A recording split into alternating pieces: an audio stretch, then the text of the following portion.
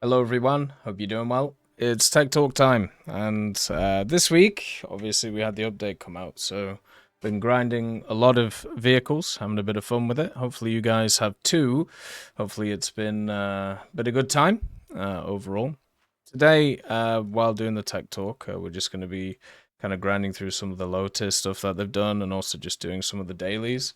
I'm actually going to be away for a few days at the start of July, going on a little holiday. So I've just realized this battle pass finishes at the end of July, so we're gonna have a period where I'm not gonna be able to do the dailies, but we should be fine. We can just grind out more stuff, and everything should be okay.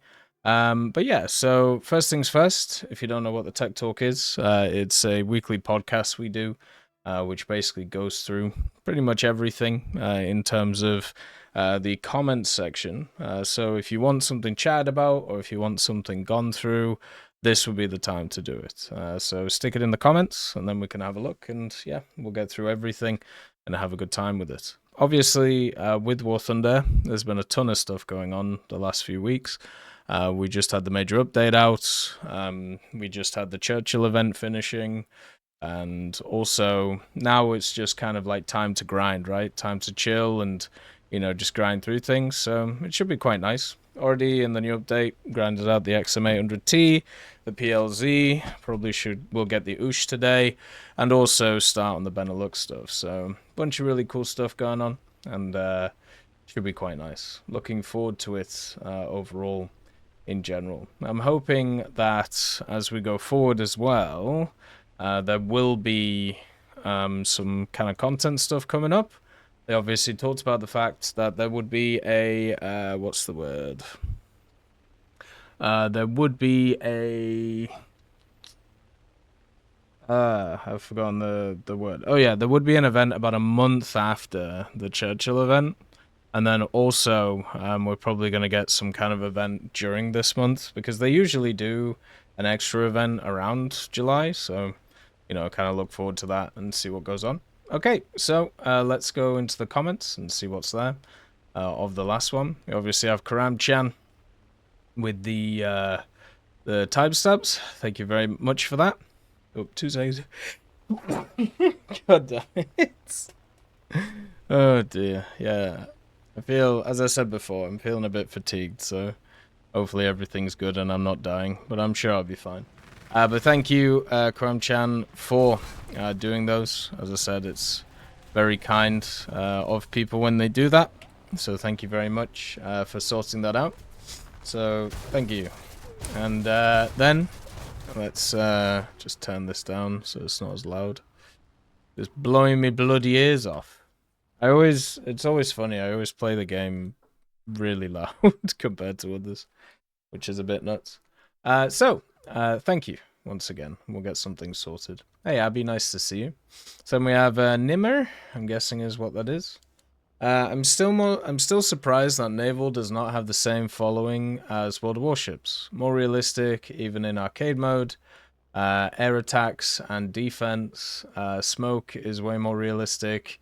And I love Naval, I just wish more people gave it a chance. I get that, I do. The counterpoint, unfortunately, is pretty simple. Naval in a realistic setup is actually kind of boring for most people to play. And this is something that I actually learned in Empire Total War.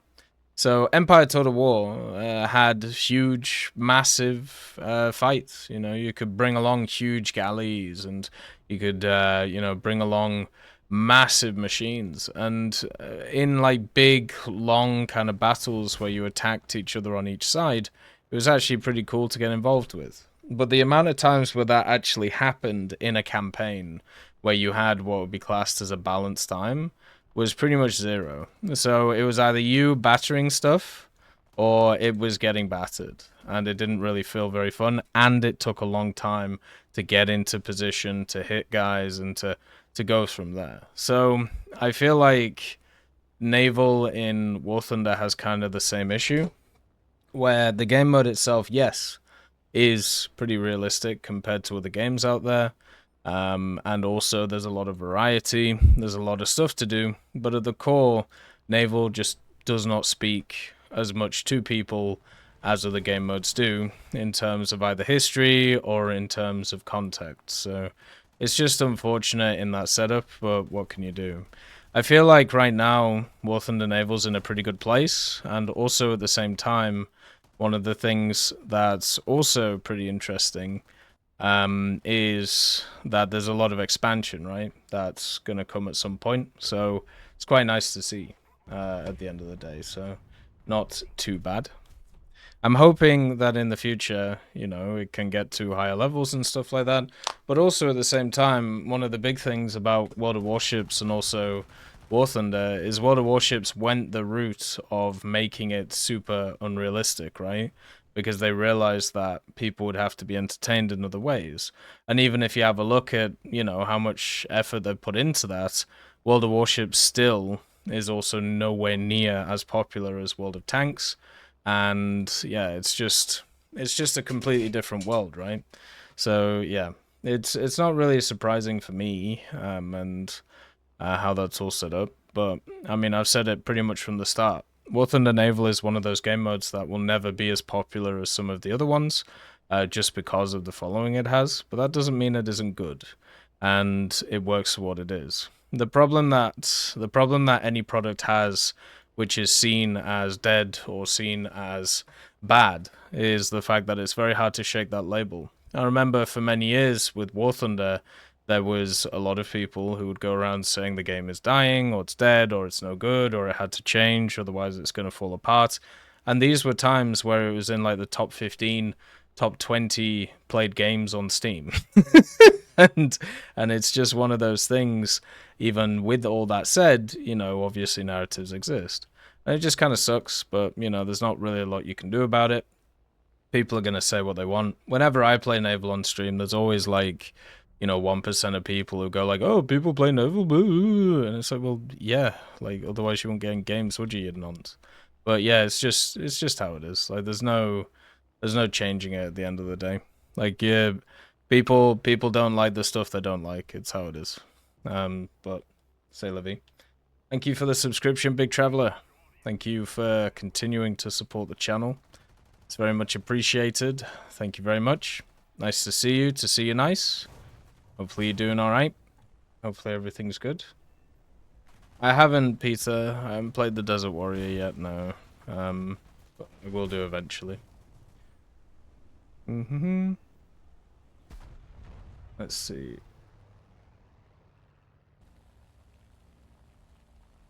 So then we have Crikey Hunter. It says, if the idea of the 45-minute mark actually did get implemented, I would leave War Thunder. I play War Thunder because I want to escape life. I play this game for fun. I don't want realistic to be actual real life. Stuff like making stuff like 400,000 just to repair a plane is stupid. Yeah, well, the idea of it was to basically take everything to the extreme, right? Because every so often in War Thunder, we have these like conversations about the, oh well, you know, why do we not make stuff realistic? Why is this thing historical, but this other thing is not historical, right? And there's always people who don't like where the line is in terms of what is realistic and what is balance and what is fun, right? And it's always just a constant battle. Like we've seen it over even the last few weeks. So, for example, you know, with stuff like the wheels being blown off, right? Which is like a new thing that they've added for light tanks. I saw somebody who was saying, well, you shouldn't be able to repair those because you can't find you won't be able to get that on the battlefield. You won't be able to find a bunch of wheels. And it's like, what? So you can somehow fix a turret ring, but you can't fix that. Like and then you have obviously people with the new missile stuff and how they should be implemented, and changing the way that, or trying to force people to basically play in a way which is different, which is still as unrealistic, but it's seen as realistic because somebody's read a few news articles about how these missiles work. So it's just it's a constant fight in terms of what actually happens and what people actually want. But most of the time, what people are looking for is change. They're not actually looking for historical stuff. They're just looking for things that will change the game to either benefit them or not even benefit them, but maybe just be slightly different from what was before, because they don't like what was before. And that is something that is very tough to kind of talk about, because everybody just denies it exists, just like a lot of other things. But yeah, obviously, super realistic, super realism would be a very bad idea, and that's why pretty much no game does it. No game does hyper realism in the way that people see it, because it wouldn't be a game. Even DCS, right? Like the DCS guys always talk about, oh well, we're a true simulator. No, you're not. No, you're not. Like it doesn't matter how many times you say something is true. The fact that stuff is buggy, the fact that you have the radar stuff, the fact that you have unrealistic like ways things are set up. Like it's probably better than other places, but it ain't a full simulator. It's what they're striving to do, right? Which is different. So then we have like a worm. So Gadget needs to do something about the grind. I have 4K hours in the game and have played it religiously since 2014. I only have Germany, US, and USSR maxed out, not including Naval. There should absolutely be a 10% RP game bonus, like a booster, for each tree you fully research. They could cap at 30% or something for your overall RP per match. They were going to implement something similar 6 months ago, but no. They're so cheap, they just keep pushing it off. Same issue with the 16v16. They don't want to spend money on server overhead. War Thunder players have Stockholm Syndrome. I don't know how the server overhead would change with the 16v16 stuff. I don't, or reducing it from 16 to lower. Surely it would actually make it a bit easier for them. Because there'll be less. You would have to rent less server capacity, right? But I don't know. I don't know how that stuff works. So that's not my wheelhouse. I'd have to chat to somebody about that and work out how it goes. But the simple thing about like the grind stuff is, yeah, I agree. Like I don't know about like what is the right amount that should be able to be ground, or stuff like that. But I feel like at the moment, more incentives in order to get people to play separate tech trees is definitely something that has to be done, right? It's definitely something which needs to be looked at. I mean, we've talked about the idea of, a few different ideas. Obviously, they've talked about like the bonus of researching a separate nation if you've unlocked specific vehicles in certain tech trees. That's basically the system they've talked about implementing. It's been a year. They haven't implemented it. They keep postponing it. I'm guessing other things just keep coming up that are more important, which they're not, because this is basically the core of the game. I don't care really about the idea of adding new mechanics or adding stuff like that if those mechanics are still as hard to get access to, right? So yeah, I feel like I talked about it when they made that roadmap post. I feel like their kind of priorities were a little bit messed up on a few of those things, and I wasn't hugely a fan of them. But hopefully they can address that in the next set of roadmap stuff, and hopefully they can bring in that skill stuff, by the time it comes out, which should be in the next few months, right? Like probably in August is probably what we're looking at. Hey Drevel, nice to see you. Nice to see you, Empire Japan. Hopefully you're doing good. So yeah, that's something I'd like addressed. But also, we've talked about other things like being able to use free XP for different stuff, being able to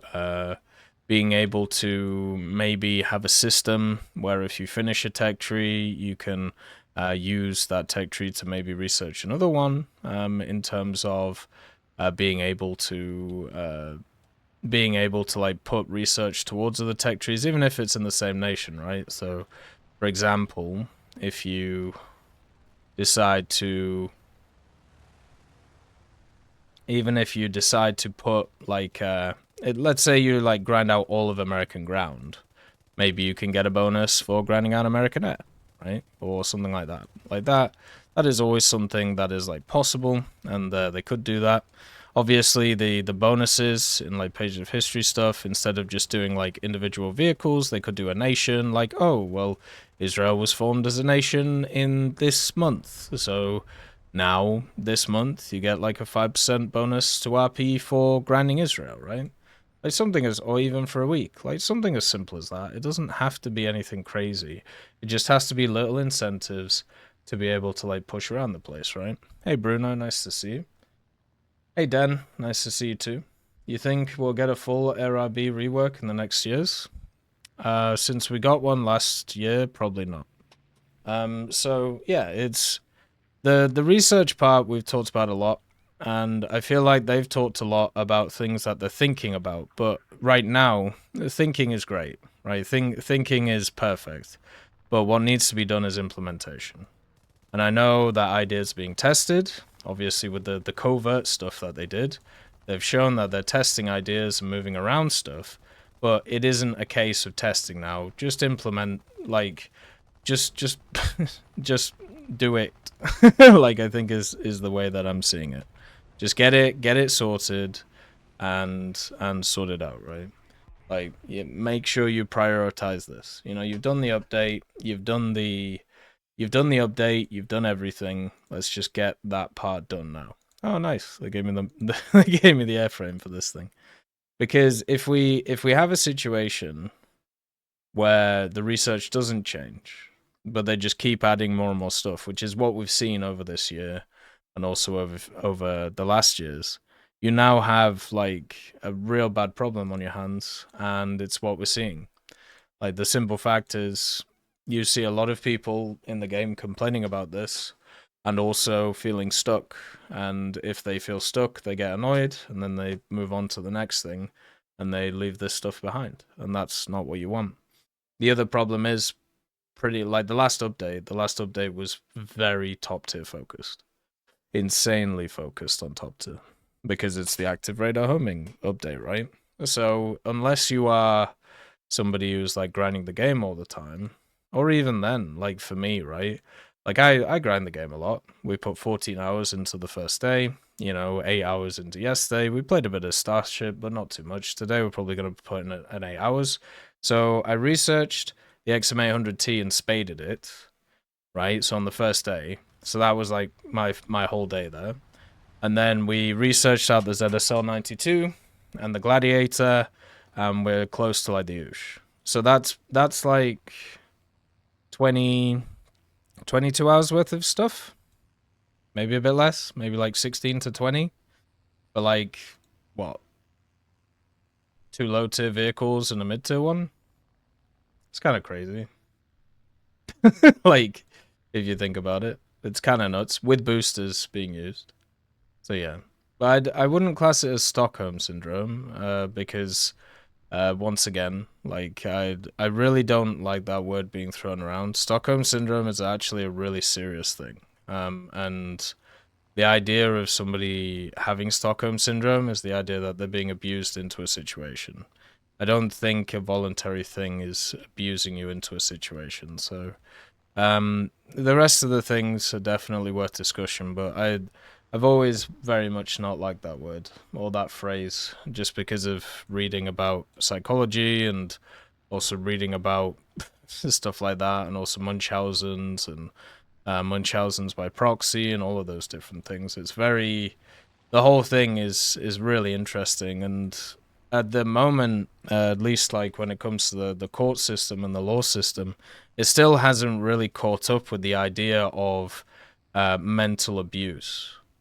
And even with like children and stuff like that. So it's going to be really interesting to see in the next few decades when they start actually not really taking it seriously, but it kind of more gets like codified into things.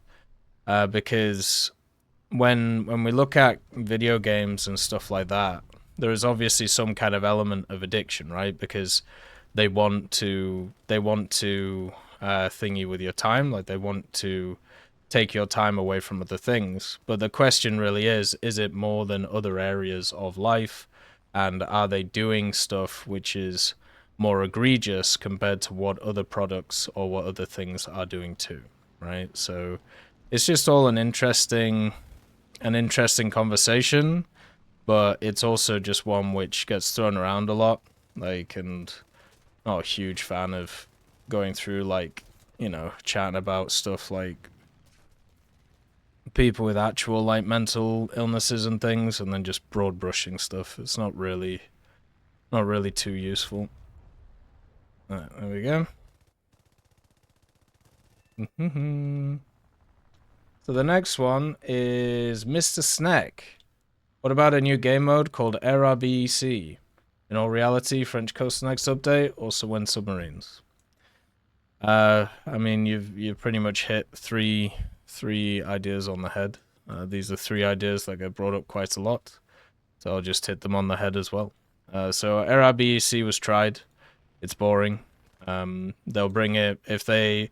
What they should do is just like everything else that gets brought up like this.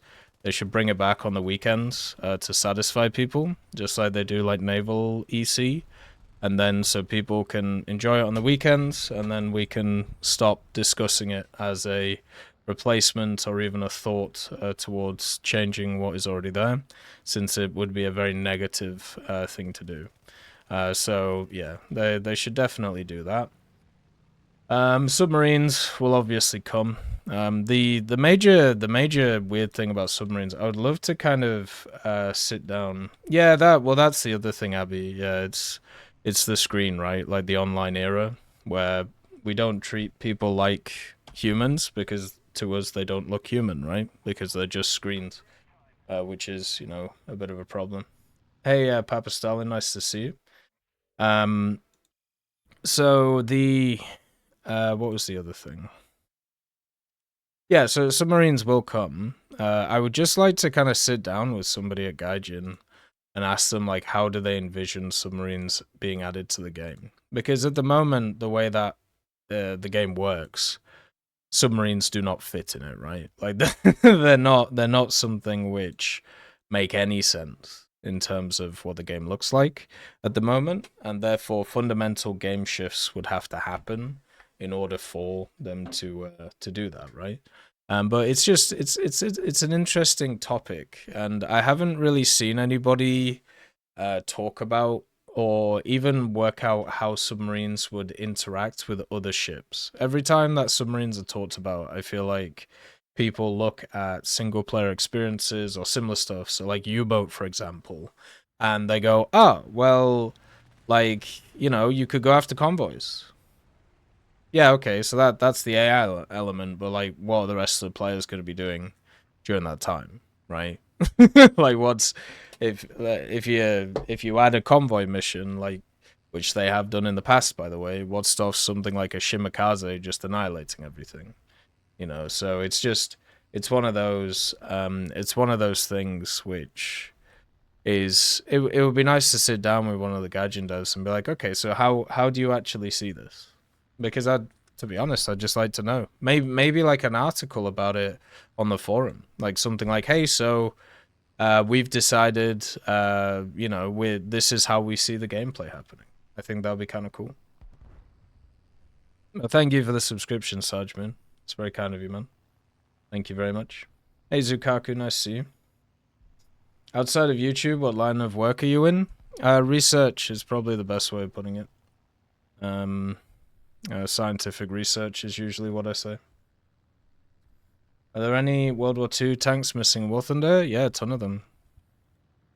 Many prototypes. I mean, just from like a British point of view, I can label like 5 off the top of my head. You know, you have the Covenanter, the Cavalier, you have the Centaur, you have the other Churchill Avery. You also have the what is the thing beginning? The Valiant, the wonderful Valiant.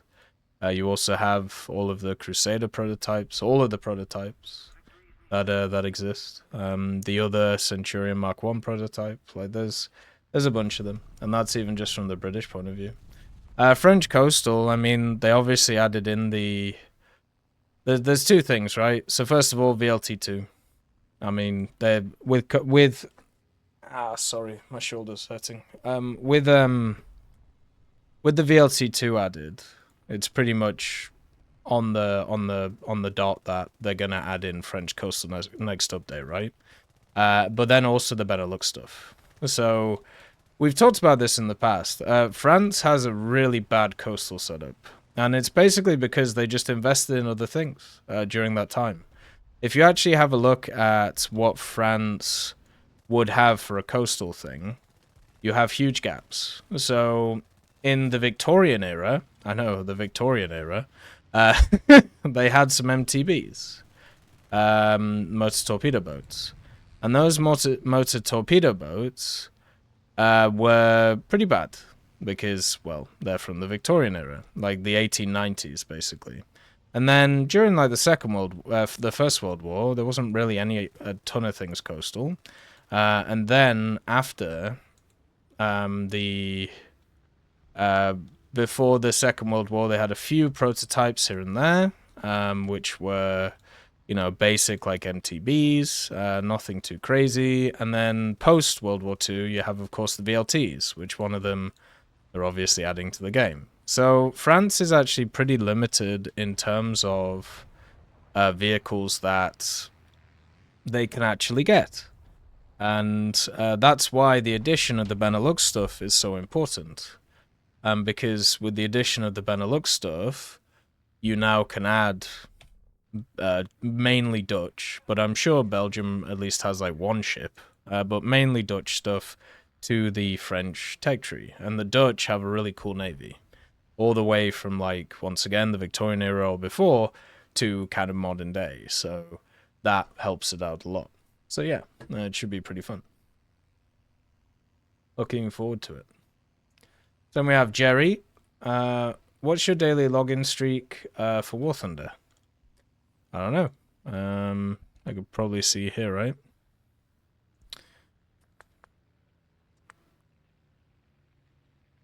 Mm, 2,563. There you go.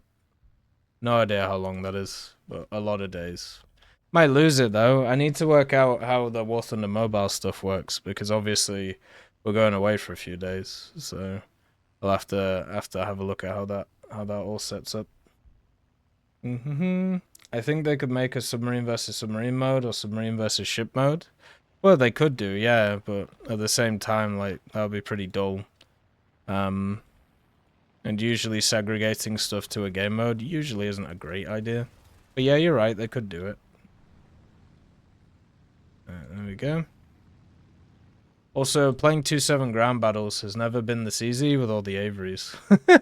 Also, I think the 165 Churchill Avery would have been a better choice. Yeah, but that wasn't the one that was used during D-Day, right? Like, that's the thing. And also now they can actually add that to the tech tree if they want to. So that's the big bonus of doing stuff like that, right? Like, you can actually add all the stuff to the you can add that one to the tech tree, and obviously it's more useful, so that will be better. So that'll be quite nice. I'm hoping they do add it. It'd be kind of annoying if they don't, but I don't know. We live in weird times where weird things happen. So we'll have to see what goes on. Right. I do need to grind out this fucker, so we can just play a game in this. Play some realistic. So yeah, 2-7 has always been a super strong BR for most nations. Especially now they moved up a lot of the 370 34s and also KV1s. So now it's been quite nice to play with the Stuarts and the Crusaders. All the light vehicles are pretty nice. Just kind of run around and scout and stabilize stuff. It's good. It's not too shabby. So then we have Jake the Tank Master. How's things, Techie? Things are good. As I said, I think I'm a bit fatigued, but nothing too crazy. Got a new bar. I don't mean like a a drinking hole. I mean, I have a new lifting bar. So we got a bunch of new weights. It was actually one which was super cheap. It was on discount because unfortunately a bunch of gyms in this area have kind of died over the last few years. And it's basically because of the fact that oops, sorry, that was my PC. Yeah, basically the pandemic killed a lot of businesses here, and a lot of people held a metric ton of stuff in storage over like the last few years, hoping that the price would balloon through artificial scarcity, and it kind of did because of the transport issues, right? But now we're entering a period where, well, it turns out after a few years, a bunch of that stuff uh, was not actually sold. So what now happens is that they lower in price. So I ended up getting a let's see. I ended up getting a new lifting bar, which, if I can find it really quick, if this actually works. So I ended up getting, it was never used, so basically a Lions Cool training bar, which has a 500-pound weight capacity, and then four 15-pound weights that you put on each side, and then also some grips, which if you actually bought it all like kind of new, it would cost like $500. I ended up getting it for 60, so I'm pretty happy with that. It was a steal, and I always I don't know, if in another life I'm like one of those really funny thrifter people, you know what I mean? Like I feel like I would have been really good at that. Just going around like thrift stores. Like we went around a few thrift stores last week. There was a ton of stuff which I was like, ah, that's like $3. I could easily get like 10, 20 for that. But yeah, I don't know. It's it's a funny thing, you know. Mobile you install through the Apple Store. But but yeah, so it's I enjoy finding deals and enjoy doing stuff like that. It's pretty fun. So yeah. Yeah, gym equipment is insanely expensive for what it is. So if you can get a good deal on it, it's incredibly useful. The other thing is substituting weights, right? So but that can be hard to do. Like, you know, instead of having a dumbbell, maybe you could have like a sack of cement, but it's not as easy to for people to sort out. What's been your favorite past updates off the top of your head? Favorite past updates? I really enjoyed the update where France got added to the game, the ground portion and the aviation portion. But I think when Italy got added to the game, that was probably one of my favorite. Just really enjoyed playing a lot of the vehicles that were there. I thought they were pretty fun and pretty enjoyable to have a good time with. I would say that the most enjoyable one, though, it was probably when they added the MBT-70 and the T-64A, because that was the first time where I like kind of properly went into the top tier of the game. So the first time where I was like, okay, I'm going to actually commit myself to play what was at the time top tier, and it was pretty cool. I enjoyed it quite a lot, which was quite nice. Let's see. I just had to ship about 2,500 pounds of gym equipment to a different country because the customer said it would be cheaper than buying them new. Yeah, probably. Like, it's like, well, as I said, like, so that bar, which is a 500-pound bar plus what, like 60 pounds worth of weight on it, and I think it's a 20-pound bar as well, plus, you know, the grips. That bought new is $500, which is just like, what? It doesn't make a lot of sense. So yeah, that would be the update. I mean, I think lot of the updates we had last year with a lot of the research changes were quite nice. The War Bond update was really good, like the Battle Pass, when they started introducing the Battle Pass and stuff like that. That was actually really good. Because it took away something which sucks that they took it away. But at the same time, it wasn't because it took away the battle trophies, but it added so much more stuff to the game. So I would say overall that was very positive. But yeah, there's been a lot of really good updates in War Thunder. Like at the end of the day, it's a progressing game, right? So it just kind of gets better over time, and you just sometimes have a bit of a time where some things go a bit weird, but you know, it gets better and better. So then we have Farm Dog. I hope they focus on Naval soon, my favorite game mode. Well, they focus on it as much as other game modes, like when you think about it. Like it's not as if they don't focus on it. Like they add vehicles to it every update. They do obviously the events, the battle pass stuff. Like it's not something which is neglected. Like I don't know how people would want it to be focused on. Like that's the thing I don't get, right? Like what's the how would you like it to be looked at, to be sorted out? That's an interesting question, right? Like that's the one that's tough to kind of answer. Because I always hear like oh well, I wish they focus on the thing that I like, or I wish that they would do the thing that I do. And it's like, well, okay, but how? Like, do you want them to add more ships? Well, they can't. They're already doing that.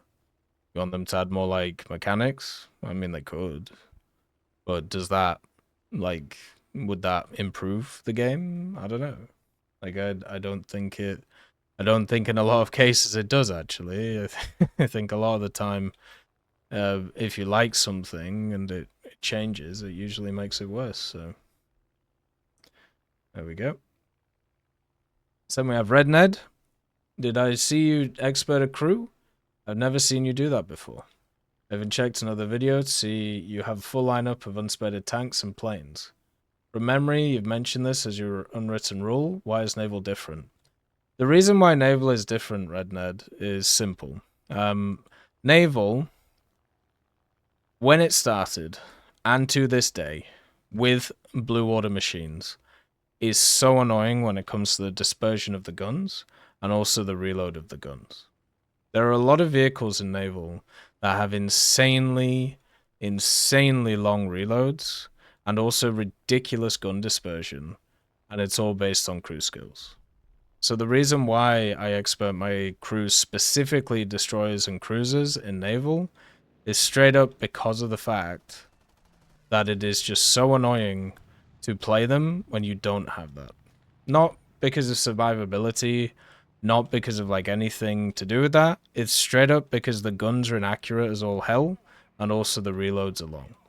So in tanks, back in the day, when gun dispersion was pretty bad, if I was able to actually like improve my crew to be able to get to that, then I would, right? But the thing is, you couldn't. It didn't really make a difference. Whereas in Naval, it makes a huge difference. And that is a problem in itself and how the game mode is set up. The other part of it as well is since Naval is a lot easier to make a sell from, I feel like with a lot of vehicles, it is fine kind of experting the crews. And should be seen as kind of a standard. But the major reason is gun dispersion. Like, it's very, very annoying. You know? It's incredibly annoying to fight those things. Hopefully in the future it changes, you know? Thank you for the raid, Great Akagi. That's very kind of you. Hopefully you had a good stream. So yeah, that's the basic issue with Naval. Because I see it more as a casual game mode. I don't really see it as a game mode where like I'm like hyper competitive in, or even like I don't think my thoughts are really that worth listening to when it comes to Naval stuff.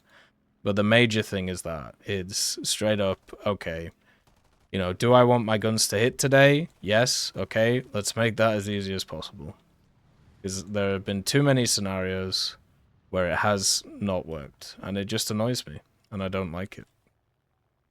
I remember a few years ago when Naval started, I would use some of the American destroyers, and I would be sat there for 2 to 5 minutes just with the vast majority of my shells not hitting anything. And it sucked. It wasn't fun. It wasn't enjoyable. And you cannot control it at all. There's nothing you can do about it in the game. Because, like, for example, in Naval, you will have times where you will be aiming at a kilometer, but then you'll have a bunch of your shells land at 1.2 and a bunch of shells that land at 0.8. And there's nothing you can do about that. That doesn't happen in air. That doesn't happen in ground. Right?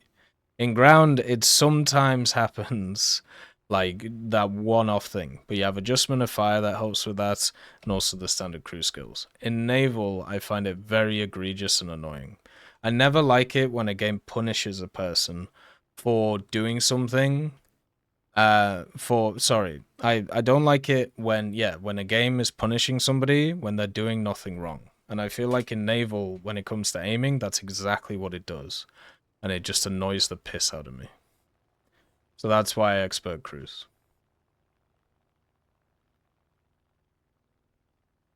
There we go.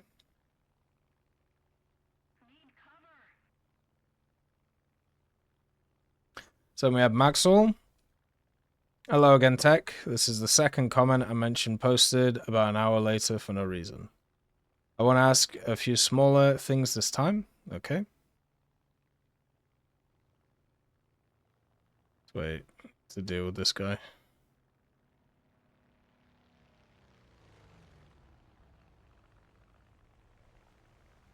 It's important we deal with this dude because he's been attacking the other guy, so just fill him full of lead. There we go.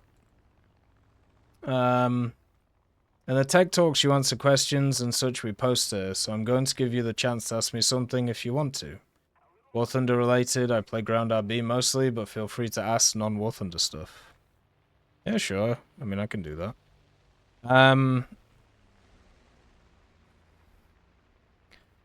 So everybody has motivations when it comes to life, right? So one of the big motivations for me is to make sure that my family is okay, and to make sure for the people around me are okay too. So my general feeling about a lot of these things is that it's important for me to do well in order to support the people around me. So I'm always interested in motivations people have about why they live their lives the way that they do. Is it because they feel like they're forced to? Is it because they feel like it's like a cultural thing or a way to do it? But why do you feel that it is good for you to play War Thunder? Is it as an escape thing? Is it like a fun thing? Is it something which is there to kind of mask something else? Like, what's the reason? That to me is always the most interesting part. Not like the origin story of why people start playing, but why do they continue to play? What is the reason why? Because for me, the reason why I play War Thunder is because I think it's pretty fun, and and I have a good time with it. But also because it gives me something to kind of relax with when I'm focusing on other stuff, right? And I can just like do this and just chill and have a good time. And, you know, it's, for me, having a balanced life is pretty important because, I mean, if people looked at my life, they would probably laugh at the fact that it's balanced, like, by the way that I talk about stuff. But it is balanced, but it's just balanced for me, right? So yeah, it's one of those funny things. Right, there we go. Dispersion should be removed. I mean, it would be nice, or at least reduced a bit. Right, there we go. 3 kills, not bad. Good old Hellcat. Why is the KD5 lower than the IS-1? Isn't the KV-1 hull better if angled? The KV-85 has a hit me spot in the middle of it. Hey Janwitz, nice to see you. So because it has a hit me spot in the middle of it, it's very easy to kill. the IS-1 doesn't have a hit me spot. That's pretty much it. I can show you when we go into the game. If you shoot center mass on a KV-85, it will die every time. If you shoot center mass on an IS-1, there is a big chance it won't die every time. You have to hit the lower glacis on that to destroy it. It's much easier to hide the lower glacis than it is to hide the middle of your vehicle. Basically, any vehicle where you have to expose your weakness in order to get a shot off is always going to be inherently worse than a vehicle that can't. That's pretty much it. I don't play RTS games, but you seem to. Is there one RTS game you'd suggest to try if you see I like it? Oh, yeah. It depends what type of RTS game you're going for. But I would honestly say the best place to start is probably Age of Empires 2, either the HD edition or the expanded edition. Usually goes on sale quite a lot, and there's a hell of a lot of content in that game that you can get your hands on. So I would say Age of Empires 2. If you're more into military stuff, Men of War Assault Squad 2 or Men of War 2 that just came out, or you could do Gates of Hell, which has been out for a while. You could even do what's the other one? Company of Heroes 2, or Company of Heroes 3, or Company of Heroes 1. All of them are quite nice. Once again, all these games like kind of stand the test of time, so they're pretty good in that way. If you're more into like grand strategy, FPSs, RTSs, Supreme Commander, there really isn't a better game than that at this current time to be able to do a lot of stuff like that in. So I would highly recommend doing that. Supreme Commander's definitely up there. Command and Conquer, of course. Red Alert 3 or Tiberium Wars, both of those are pretty good. And once again, should be quite good to play.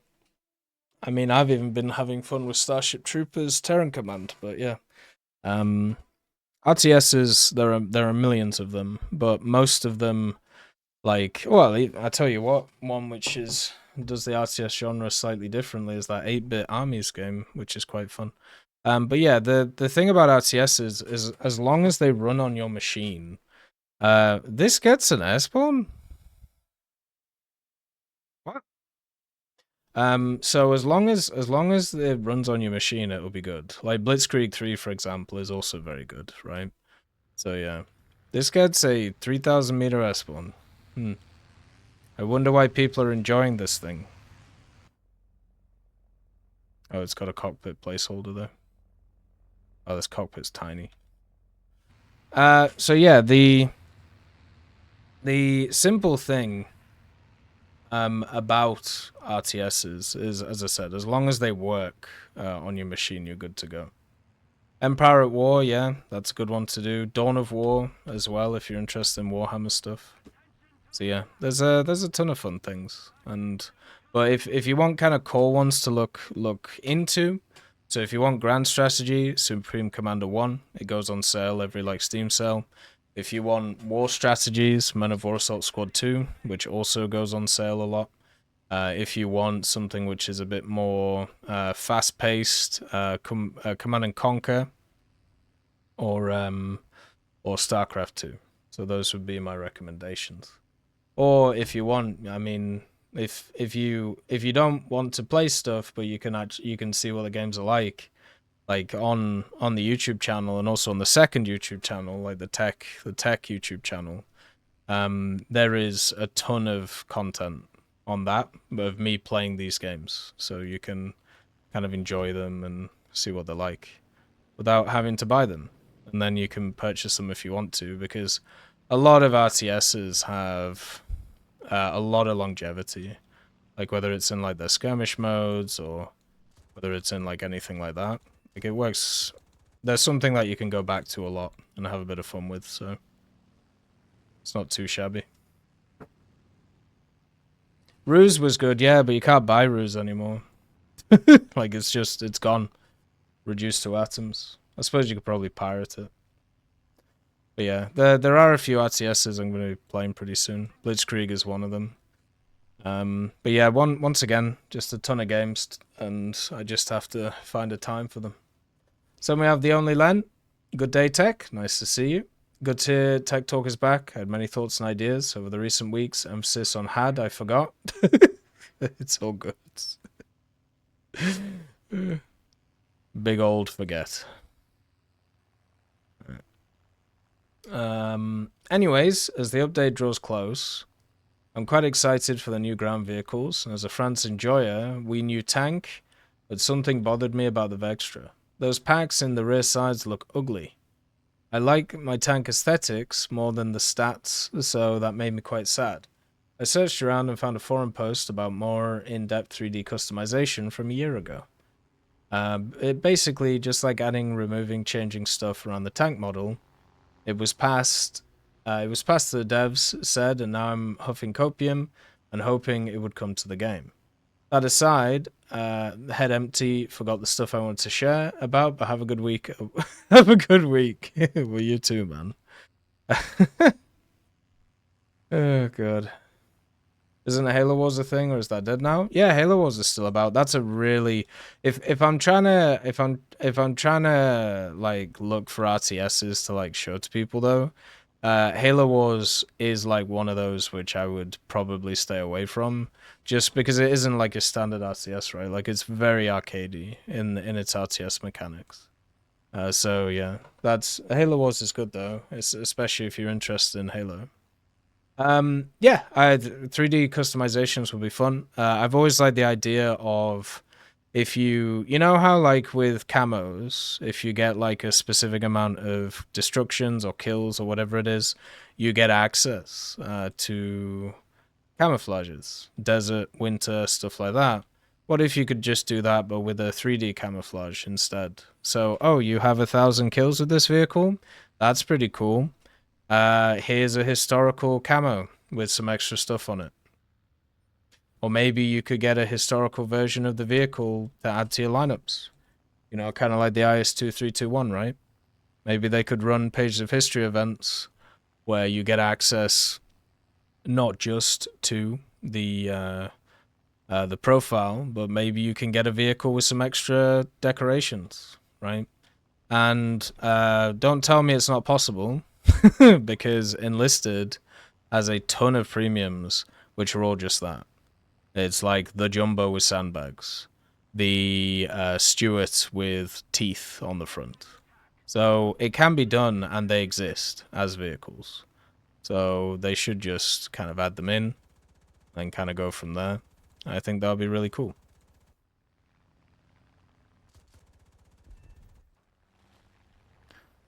This thing handles okay right now. I would like a little bit more rudder authority, but at the moment it's fine.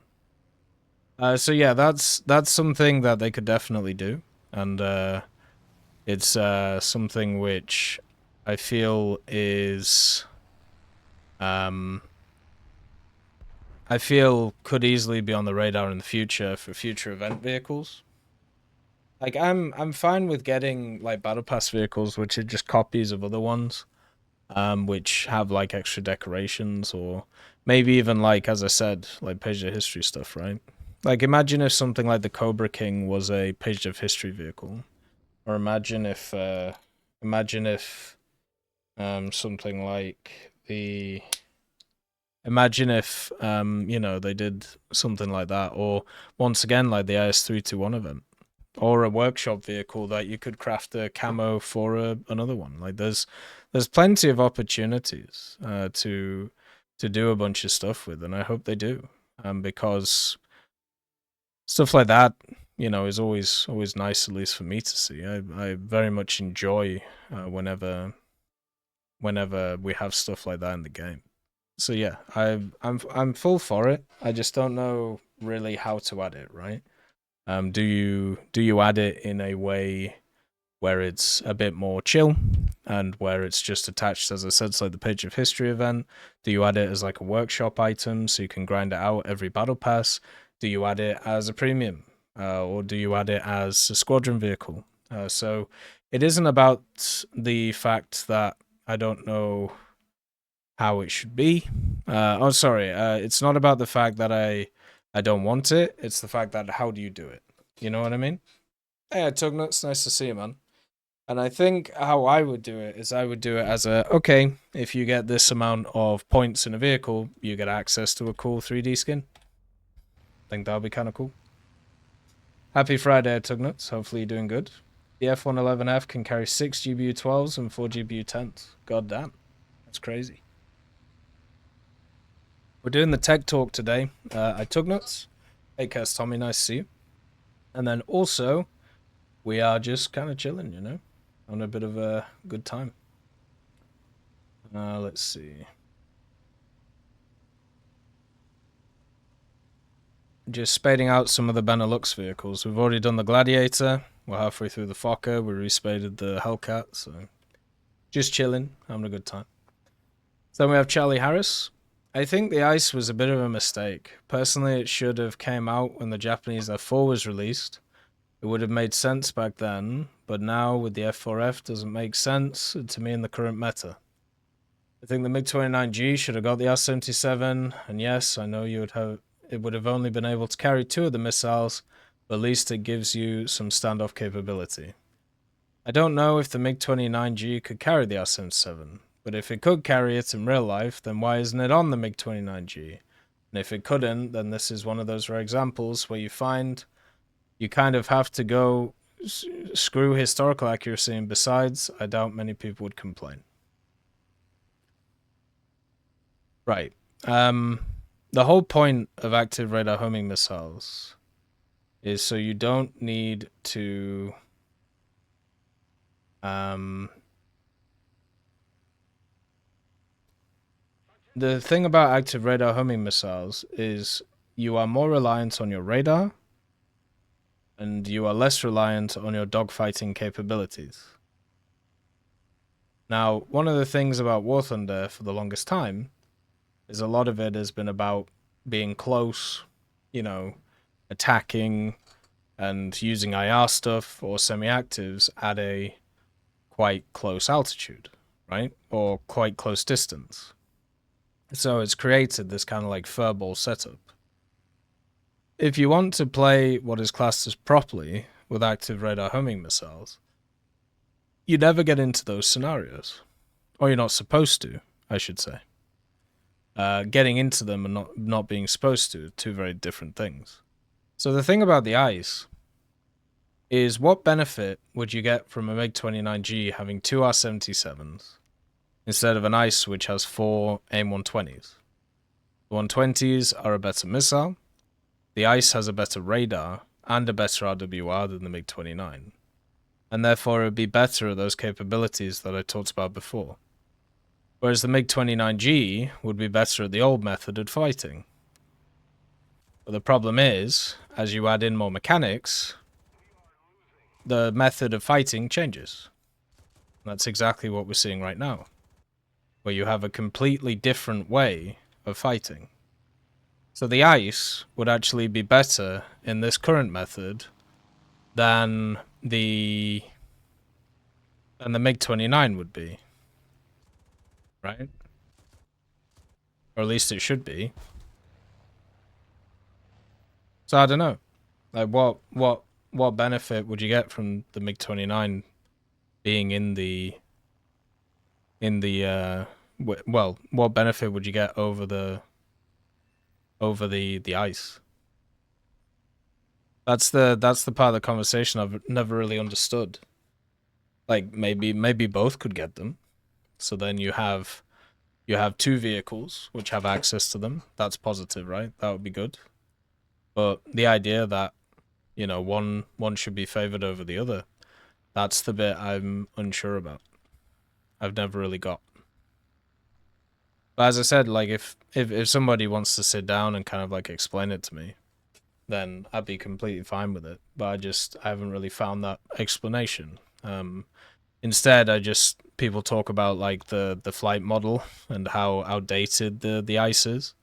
But the whole point of this update and the whole point of these machines is not about their flight performance. It's about their missile capabilities, So if I look at the ice, what I see is a machine which has very capable missiles.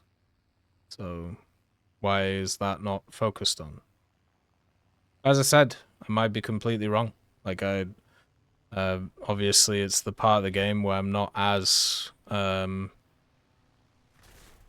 into at the moment, just because there's been so many other areas to focus on. But it's just never really made a lot of sense to me. Nyong.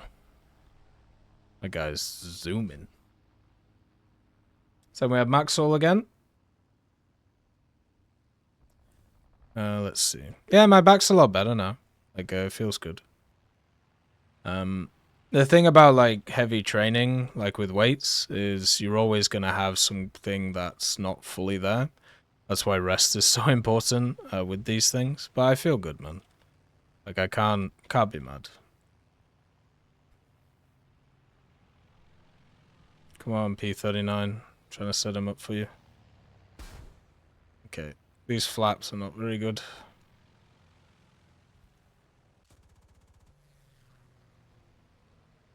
The elevator's kind of funny, though. I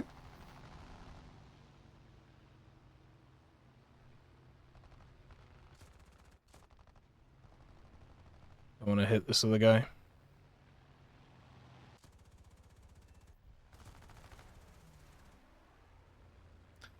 Okay. Nice. But yeah, it's an interesting thing, right?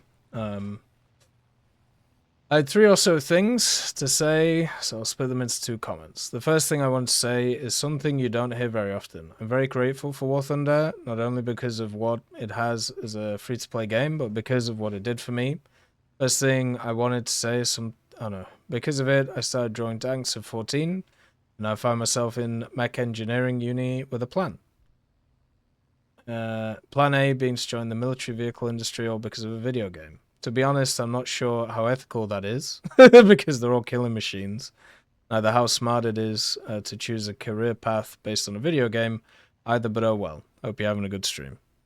Everything's fine right now. But also, like, think about all the people who work in video games who got inspired because of video games, right? So don't be really surprised. Like, it's not a negative thing at the end of the day. It's something where you've found something that you're passionate about and something that you've enjoyed. You should never be sad about that. If anything, that's very positive. A lot of people go through life and they don't ever find that thing.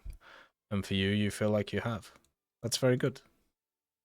You should never feel bad about that. You should only feel positive. All right, here we go. So, yeah. For me, I've been pretty certain on what I wanted to do for quite a long time. Nothing's really made it where I feel like I've been doing the wrong thing or everything's been, all over the place.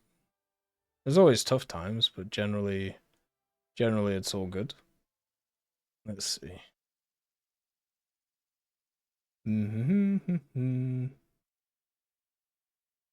So we have F1048, who says hi.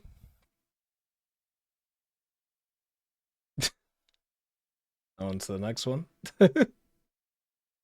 We have Iron Fire. Hey Tech, how do you think splitting the time periods work? Because I found in 6770, when playing heavy World War II tanks, I can't do anything because armor doesn't matter. To hear FS, early APFS, DS, shells and ATGMs, stuff like the Tiger 2 mouse size 3 and whatnot are too slow to keep up. Shells are either bounced, absorbed, or blah blah blah, so what about splitting the brackets, like how Fly Daily said? No, it's a ludicrous idea and it's very stupid. The idea of basing things on time period is completely worthless. I've made many videos on this topic, and I'm not really interested in speaking about it again. The early ATGMs are very bad. That's why the AMX-13 SS11 is at 6.7. If you have a look at early ATGM technology, the wire-guided stuff is very poor in War Thunder and doesn't really work very well. At the same time, stuff like the APF SDS that you see at that BR, what APF SDS do you see at 7.7 and below? Like, are we talking? I don't even think the Orbital HVG is even there. So, yeah, I don't know. I don't know how that would be seen. Just have a look at Sweden when all of their vehicles were made. It's a very poor idea. There are many examples that I've gone through many times about this. Historical matchmaking is something that has never worked and never will in the future. So it's just a very poor idea. The reason why people ask for historical matchmaking, at least from a content point of view, is because they're either ill-informed or they are chasing views. Because they understand it's a talking point that many people are pushed forward with. Just like when you get videos which talk about the economy, when not even really addressing it, or how game bad, or how game is buggy, same idea. It's chasing money and it's disgusting. I wish it would change. Just a cursory thought about these things is enough to make you realize that it is no good. So, as I said, made several videos on it. Go watch them. No need to really go through, you know.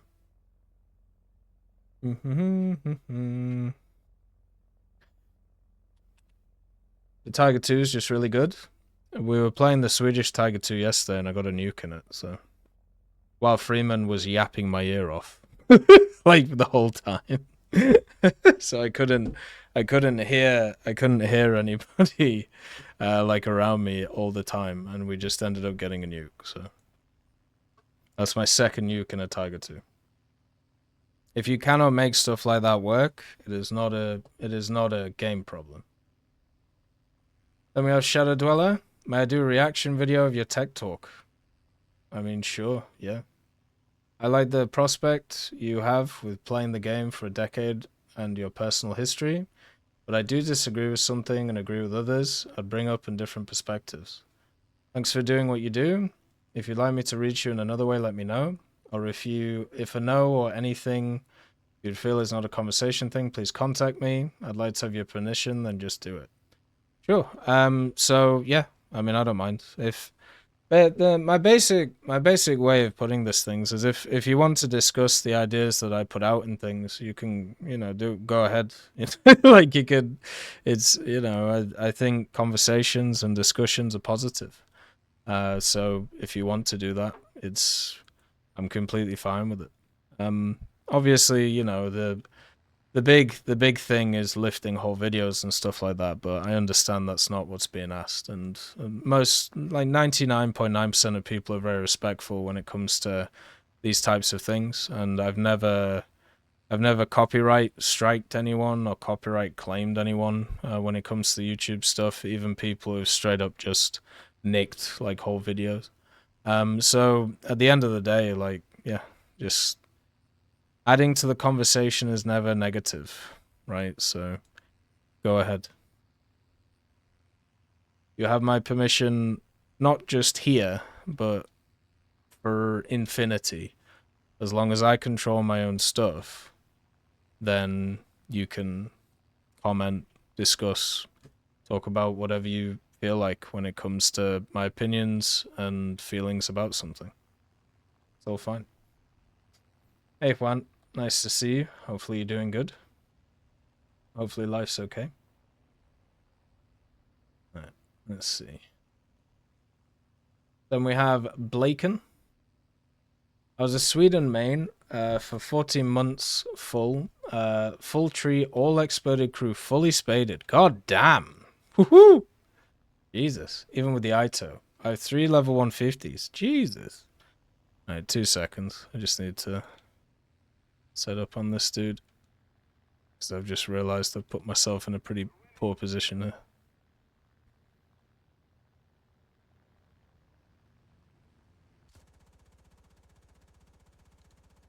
Oh, come on, man.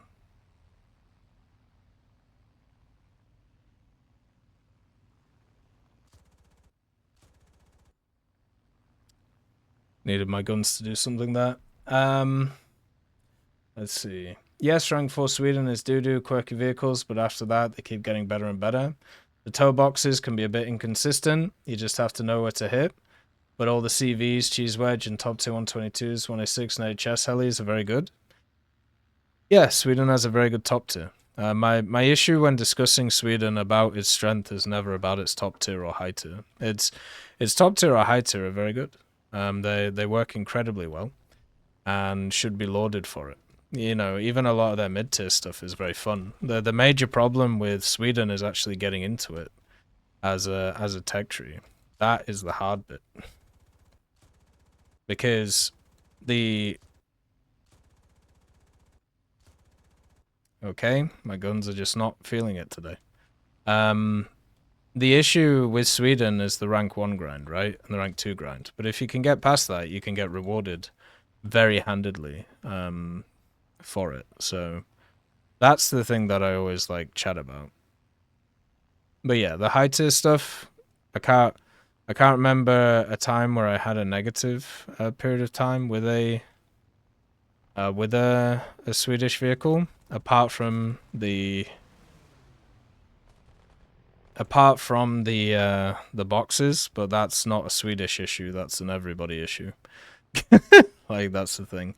Maybe when the bill was super inconsistent, that was kind of annoying, but apart from that, yeah, it wasn't too bad. There we go. Yeah, Sweden is very good. Like, now that their CAS elements have been sorted out up to a point, and a lot of their kind of holes have been filled, it's really nice. Like, it works very good. I'd recommend if anybody actually wants to give it a go, to obviously give it a go. Like, you won't have a negative time. Like, it's as simple as that.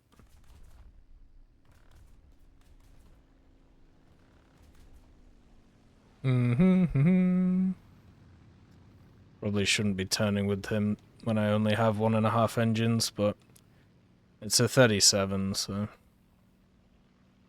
The 37 IL-2 is nowhere near as maneuverable as the other ones, so... It's very easy to deal with. Don't know if this thing flies on one engine, so we'll go back. But yeah, the Swedish tree is very good. A lot of tech trees nowadays are in very, very positive positions. So overall, it's not too bad. And we have Hectic Jet. Hi! The next tech talk, could you answer what you believe they're going to add to the Japanese ground tech tree? The Type 90s are really good and fun, but to be honest, having 4 Type 90s only at top BR is kind of boring. There's no real interesting content. The Type 10 is just a Type 90. Do you think a new tech tree would work? Well, you hit the nail on the head, really. Like, the problem with problem with a lot of nations is, like, think about, like, America. You got the M1A2, then you got another M1A2, then you got another M1A2, then you got another M1A2. And then for Germany, you got a Leopard 2, then you got another Leopard 2, then you got a Leopard 2, then you got another Leopard 2. And they all have, like, slight differences between them, right? Which is, like, similar to stuff such as I don't know what it's called, but which is similar to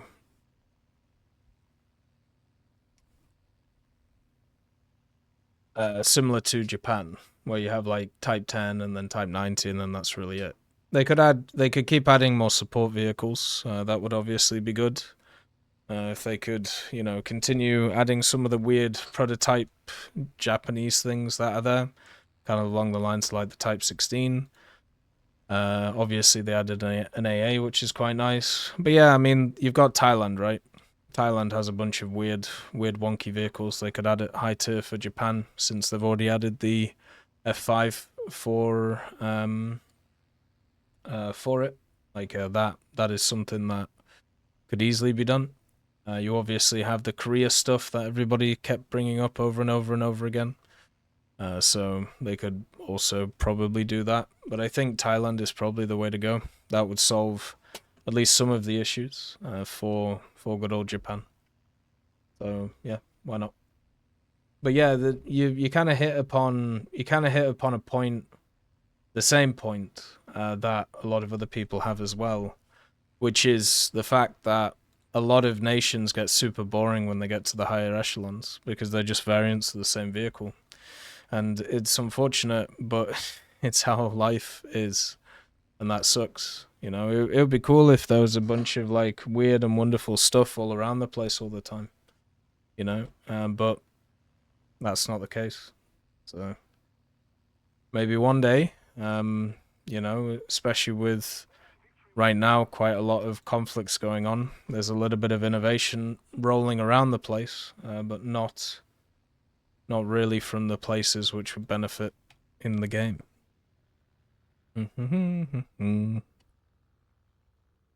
Let's get this bird down. It's got really, really slow landing gear. So we have Gold Waffle, 26-second gang. Goddamn. I've seen a lot of comments recently about penguins. Is penguins the new thing that you say on YouTube now? How cool penguins are. For some reason, that's something that's been wondering about. No idea why. Stuff's just weird when it comes to this. Then we have Insane Roberts. Hello, Tech. Hello. Hey up. Many vehicles have issues with ammo count, especially SPAA and SPG variants, which are not intended to fight in a standalone fashion. What's your opinion if these vehicles could receive an ammo trailer to boost up their ammo counts? Just like the Churchill Crocodile has its own fuel tank for the flamethrower, you could have the trailer as an unlockable module or additional selection, same as how external fuel tanks work on fighters. So people who would want to keep the vehicle light could still opt it out, while others who prefer to sit in the second line could go for a bit more ammo, especially those Swedish early SPAAs, which are out of ammo in less than 2 minutes. It also suggests some IFVs with limited AT gems could get a modification for extra missile racks, like a field modification, since there's no soldier in the back and that extra space just sits empty. The trade-off would be that you would have more ammo, but also additional ammo rack to keep track of if you're shot in the hull. Yeah, I'd be kind of fine with if they wanted to do that. Ooh, sorry. The only problem with adding ammo to IFVs isn't there like, I'm guessing there's like holders, right? Like I'm guessing there is holders to I'm guessing there is holders to that. So what I mean by that is like, I'm guessing that inbuilt into the IFE there's like a place where you put the AT gem, right? You don't just like stick it on the floor. So technically, in a realistic fashion, you wouldn't be able to actually put AT gems back there, even if there was nobody in there, right? So that's a bit of an issue, but you could easily get past that. I'd be fine. Ammo trailers are fine. I just don't want them widespread, and I don't really want them for AAs either. A lot of those low-tier Swedish SPAAs, people don't use as SPAAs, they use as tank killers, and that's because of that, the AP on the 40, which I wish they would just stop giving it, you know what I mean? So I would prefer if they set it up in a way so it was for stuff like the SU-5-1, and then for AAs, if they want to get ammo, they can go sit on caps, or they could have like maybe an area on the battlefield where they could go, which would have, you know, additional ammo in it. But yeah, I wouldn't want to give those guys extra tank killing capabilities, but stuff like the SU-5-1 I would be completely fine with, because that thing, or the Semavente 1953, like those things get like, what, 7 pieces of ammo in total or something, or 8?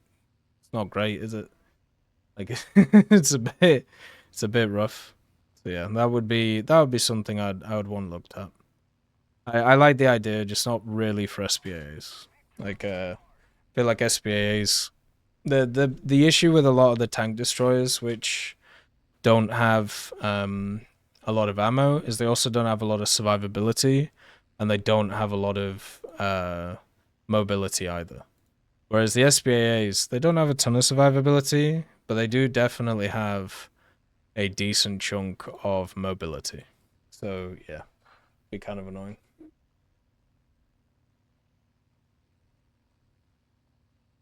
There we go. So we have the F-104A second, which I think is... Didn't you say first earlier? Or I said something.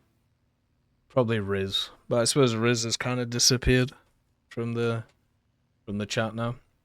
So we have Dukin. Why is your face cam so compressed? I don't think it is. I have it at 1080p 60, but the problem is, right?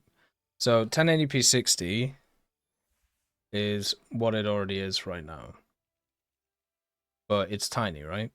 Whereas I could make it like this if I really want to. But yeah. It's not really gonna help proceedings, is it? if I make it like this. But this is the webcam. Like it's an Elgato face cam. Yeah, it runs at 1080p 60. Like it's just how it is. So I just have it offset because this side there is like the edge of the green screen. But yeah, that's all it is.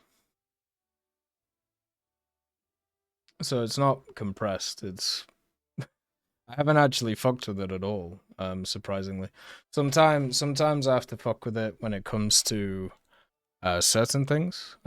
So like light balance and stuff, but the actual like resolution and things like that, I haven't touched at all. So unfortunately, this is just what I look like. I look a bit ogreish, and it's how it is. That's the Fokker done.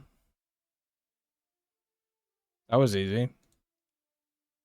Doesn't say it's spaded, but it is. So that was fun. Took us like 3 battles. Didn't really have to do much. 5 kills, 100% win rate, 3 battles.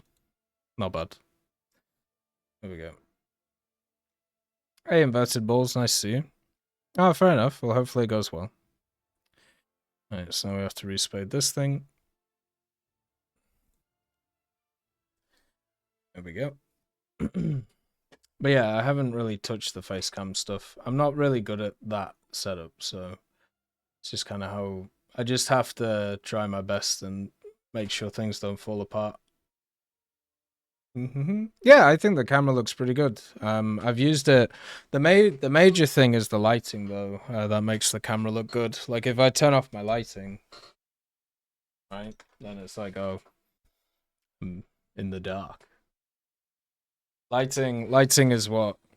Lighting for me is like been a huge improvement. In terms of making it look better. So I think it's very important to get good lighting when it comes to webcams.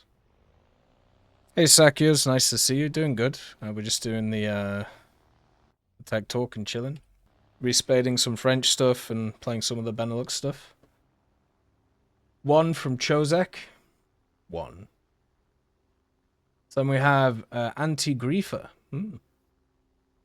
A question, they have mad spike missiles, the worst missile in War Thunder. They can't kill light tanks and MBTs, even worse than Hellfires. Is that a question? Spikes are inconsistent. I think that's fair, but I've always kind of said this, right? Spikes as an idea can be incredibly egregious to the game. Incredibly egregious, because the key thing to a lot of engagements in War Thunder, just kind of like FPSs actually, but War Thunder does it slightly differently, is TTK. So TTK is an acronym, and it means time to kill. So this was something that used to get brought up in Call of Duty quite a lot, because obviously with a lot of the SMGs in that game, they have a very high fire rate, and people want to kill people quickly, so bang, bang, bang, bang, bang, bang, bang, bang, bang, because the moment you kill somebody, you can then switch to the next target, right? And then you can just keep going around, and it's just easier to do. High mobility, high force, all of this stuff. So when it comes to the spike missile, your TTK is a little bit longer than the standard gun, like APFSDS or something similar, but your time in the danger zone is minute, right? So if you're playing stuff like the Vilcast correctly, or stuff like the MH60 DAP correctly, or stuff like that, your time where you're in the zone where you can get shot should be like this. Because it takes you less than a second to lock and fire. So you can get that ready, bang bang, go back, and then just keep doing that over and over again. Whereas people who are using guns have a little bit, more time where they have to set up the shot. So those things have the ability to be incredibly overpowered because of that. Because if you get a player who knows what they're doing, and they can just go click, click, click, bang, bang, bang, and not ever be able to get shot, right? That is very dangerous. Because you'll just have moments where we used to have, and still do with a lot of helicopters, where you will be around, and you'll just be playing as you normally do, and then what'll end up happening is, oh, looks like you just randomly died from something, and there's nothing you can do about it. And that is not fun. No matter how many times people say it's fun because they're the ones doing it, it's never been fun in War Thunder. So that is the problem with spikes. They're a very unfun mechanic to face because you can't really you don't know they're coming, and you can't do anything about it unless you have maybe an LWS, but I don't even know if those track on the LWS. So yeah. It's one of those things that's tough to balance properly. And the way that they've done it at the moment is they've made it so vehicles don't have a ton of those missiles. The exception is the helicopters, but the helicopters are from minor nations, which you hardly ever see. So it's a good way of testing how aggressive these things would be over time. Whereas if you gave it to ground vehicles, I mean, a lot of people were talking all the time about adding them to the Puma, right? Because the Puma, if they don't add them to the Puma, then the world's going to end. But the idea was, if you add it to something like a Puma, then what you'll get is you will end up in a situation. You'll end up in a situation where it'll get played a lot and it'll be very annoying to play against, or it'll be so RNG, which is what it kind of is now, that it still will be annoying, but not good enough to take over stuff, so therefore it'll infuriate players. So both scenarios are not great. So the way they're doing it right now is they're limiting, they're chilling with it to see how it goes, and then obviously at some point they'll probably do a massive expansion into it. Which that is going to be the interesting time. But I think the way that they are right now is the best way of doing it. I don't like abilities that you can just pop people from miles away and you only have to lock onto them for less than half a second. And once again, they don't know what's coming, they don't know how to deal with it. Crazy. There we go. Then we have Last Red Star. Honestly, the only parts I struggle for Germany is the low mid-tiers. We can't get the caps as quick as everyone else, and thus lose out on tickets and miss out on getting in CAS or air as quickly as everyone else. Yeah, there is a lot of quite slow vehicles. I would agree with that actually. And thus lose out on tickets and air CAS. Everyone else. Sure, you have the Puma, STKFC, and late Bulldog, but that's about it. It's really bothersome for me that German teams tend to lose games because of the snowball that occurs most of the time. Hope we can get one or two things to help out there, but not the expense of other trees that could use it. Yeah, they're definitely lacking mobility in those mid tiers. There's been a lot of times playing stuff like Tigers or hey, small aim, nice to see. There has been a lot of times where I kind of play the mid tiers of Germany, and I do have that issue where I feel like the enemy team's in positions where I'm like, oh, how the hell do I counter this? And it's like, oh, well, I have to rely on my team, and they're not in position yet, and then, yeah, we just all kind of fall apart. So yeah, it's a bit rough. That is definitely a problem. There are some solutions they could add, and I'm sure they will. Unfortunately, a lot of the solutions that they keep adding to things keep going up in BR because they're pretty crazy. So, whoops. So yeah, that's something to at least think about. Hopefully they come soon. There are quite a lot of, as I said, vehicles they could add in that area. And hopefully it will give a bit more mobility to those teams. Because they have a lot of cast now. They have a lot of other stuff, so they should also have access to all those things. Why not? So we have Brett Powers. Can someone explain why we don't have a mechanic that unloads the current shell and reloads another shell type? At this point, different shell types seem useless. Ooh. We got the resistance medal. How lovely. The basic reason why we don't have a mechanic where you can unload a shell after it's loaded is because it's unrealistic. Most vehicles can't do that. Most vehicles are not able to reload. They're not able to load a gun after it's been loaded already. So nowadays, there are a decent chunk of modern vehicles that can do that. But in ye olde days, like in World War II, there was very few vehicles. Once a round was kind of locked in, it was locked in. So there wasn't a lot you could do about it. You basically had to extract. You basically had to get out of the vehicle, right? Like you couldn't even extract the shell. So in terms of that, that's basically why. Now, what I have asked and advocated for a long time when it comes to War Thunder is the idea of, well, why don't you add in a switch where people have to basically give the order to load a shell? So if you're in a situation where you fire the shell, what happens in War Thunder is it loads automatically. So basically, it's able to just continuously reload the gun without any issues, right? So for me, what I would want to do is I would want to make it so you would have to give the order to load the shell. So if you are a person who is worried about loading the wrong shell in a situation, then you could now control it. Whereas other people who aren't really too bothered about stuff like that,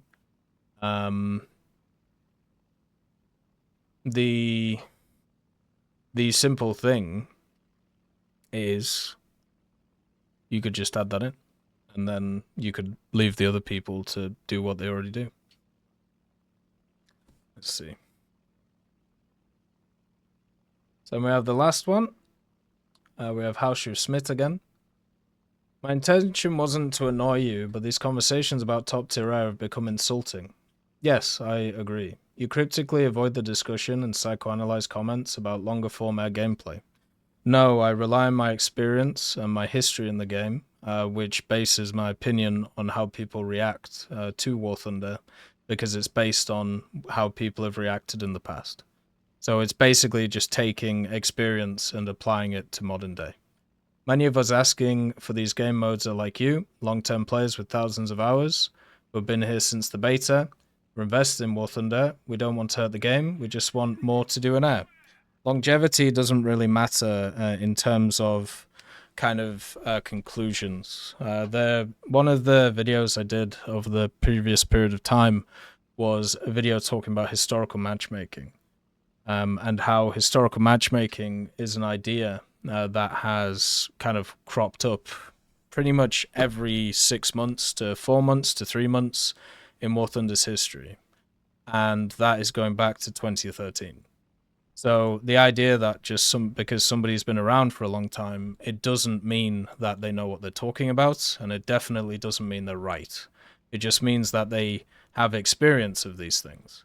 Now, experience can be taken in one or two ways. You can either learn from it, or you can just disagree with it and believe it doesn't happen. The problem with a lot of these discussions that I have is common things are just forgotten about. like when it comes to them. Just like the historical matchmaking thing, where people don't realize these discussions have been had previously, or these discussions are kind of, already stuff that has been tried or implemented, like the whole era BEC stuff, which was tried and then implemented in specific areas, but people want it to go further.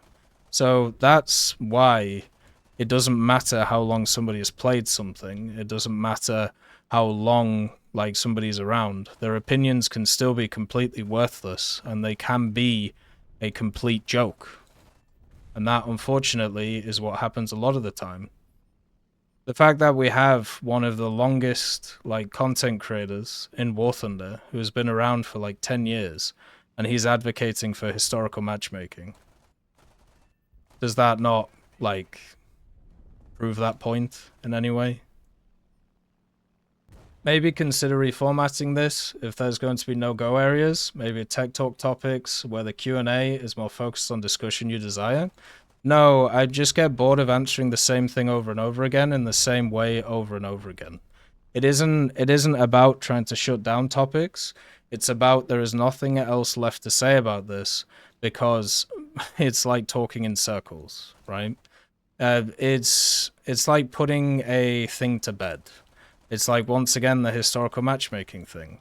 It's one of those things which has been talked to death and is stupid, right? It's the same idea. If you, put it like this.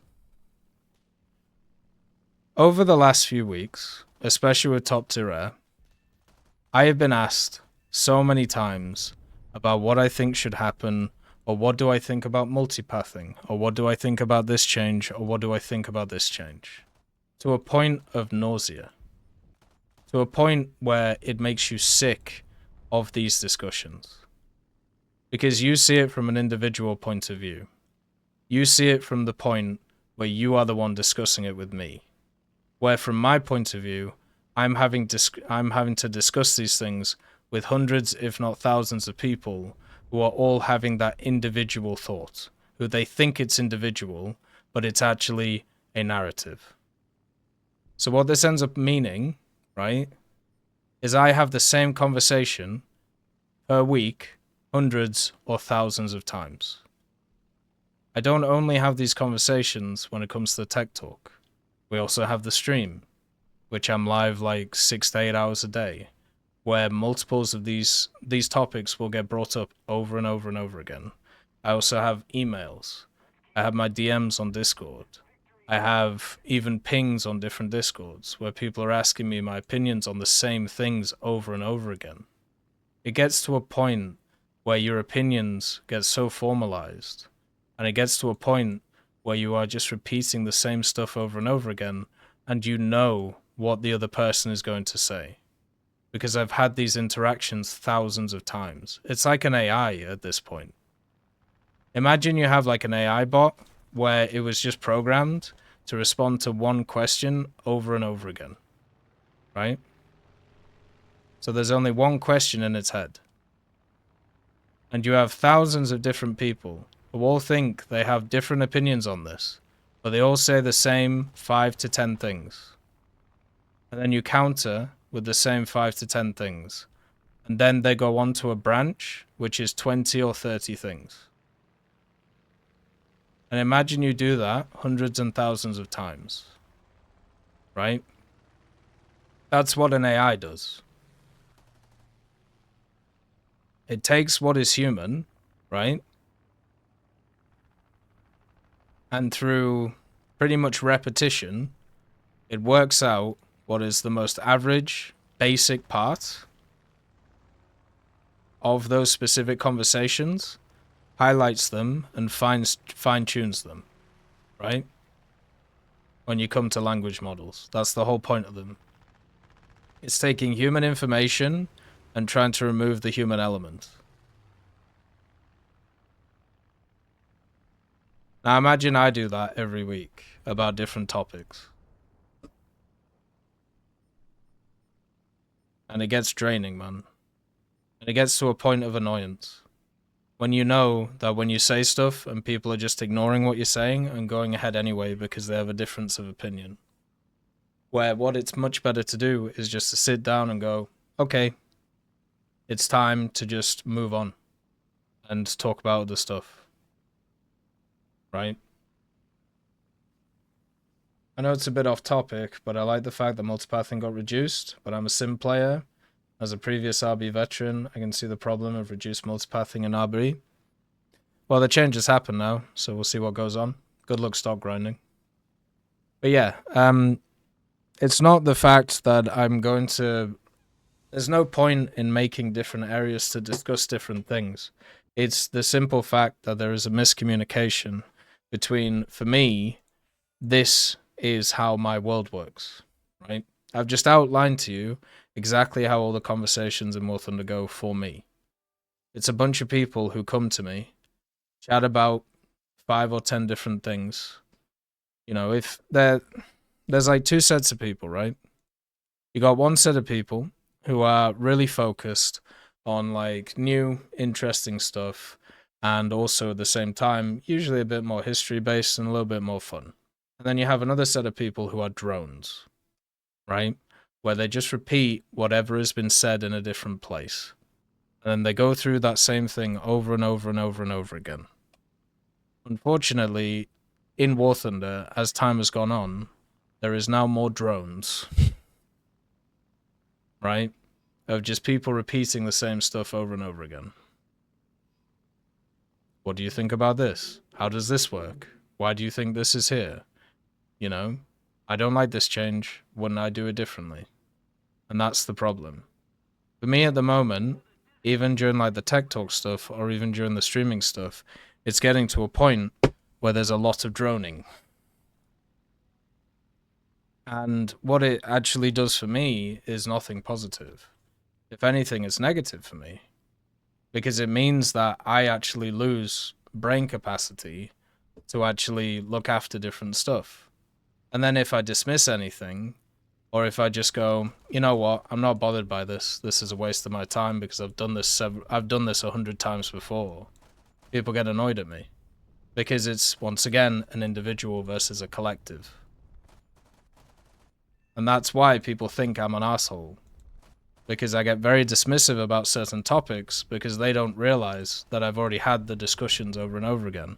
There was a time, right, so recently we played Men of War 2, okay? It's a strategic RTS, it's pretty decent. I like the modes that they added, like it's pretty fun to play. We played through some of the campaigns, it was nice. The first day that Men of War 2 came out, right, and we were playing through it and having a good time, I actually counted, right? There were 70 people who wrote a version of this while we were playing it for, I think, 4 or 5 hours. Have you played Gates of Hell, Eastern Front? Or why are you playing this? Gates of Hell is better. Right? And now that's in a 4-hour period. So if I'm responding to each of those people, how do I do it in 70 different ways? Or do I just do the same thing over and over and over again? Which is, yes, I've played it. This game is different. It's good to get different experiences. And if I say that, out of those 70 people, a few of them, which is some that I actually saw in the comment sections on YouTube, were saying that I was being dismissive to their point because I wasn't taking them seriously. Because I said, I've played it, it's fun, but I'm trying to focus on Men of War 2 because it just came out. So in a situation like that, what am I supposed to do? What is anybody supposed to do? What is the idea, and what are you trying to do?